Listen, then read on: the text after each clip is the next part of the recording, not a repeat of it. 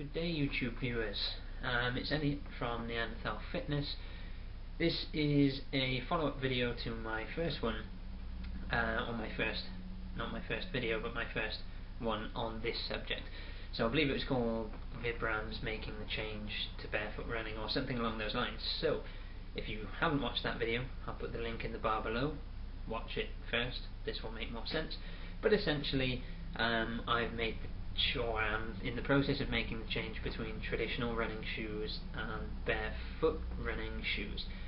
So I said that this weekend I would get out and do a run and talk to you all about my what I found from making the change. So true to my word, I stuck to kind of the manufacturer instructions in not wearing it for a run immediately. It's just been the bank holiday, so took a trip down to the beach with my other half and wore them all day, trekking up and down the beach, climbing on rocks, etc. And my calves hurt a lot after. I noticed that my feet were a lot more tired, achy than they would normally be wearing just shoes. But I kind of noticed on top of that, when my feet had recovered a few hours after we got home, I noticed that my toes actually felt stronger. I have very flat feet and quite weak musculature in the foot, which obviously causes that breakdown of the arch. But what it also causes is my toes are really weak and very long, so they're almost like fingers, because a good healthy toe kind of does this. I can't really show you, but you know what a healthy toe looks like. It kind of curls down, so it's got an arch to it of its own, with that part of the toe touching the floor, whereas mine just kind of splay out flat and useless.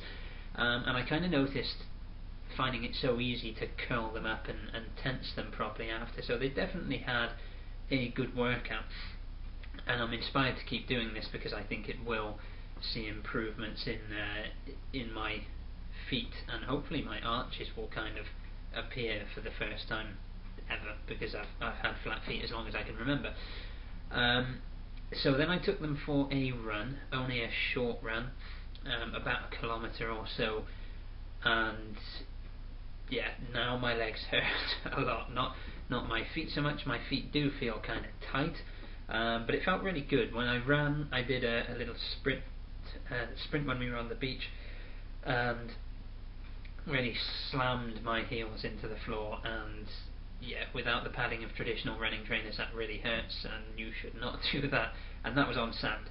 So then when I went running on tarmac, I had to be really careful to land how you're supposed to, so you land on the ball of your foot and your foot absorbs the shock, and that's kind of what they're designed for, believe it or not. So that's why the barefoot running shoes work. So yeah, first impressions, is a really nice feeling. Running in it definitely after, for some reason, the inside of my thighs, like my inner quads, whichever head of the quad that is, right in kind of the groin area, and my calves really burn from kind of that running like that. So obviously those areas are going to improve with time, but it's a really nice feeling. You suddenly have all of this sensory information coming from your feet. So normally they're bunched up in a shoe, covered in a thick running sock perhaps when you go running, and you don't really feel anything through your feet apart from the occasional blister if you run for too far, or if your shoes don't fit properly. But you get all this new information coming from your feet. You can feel all the small lumps and bumps in the ground.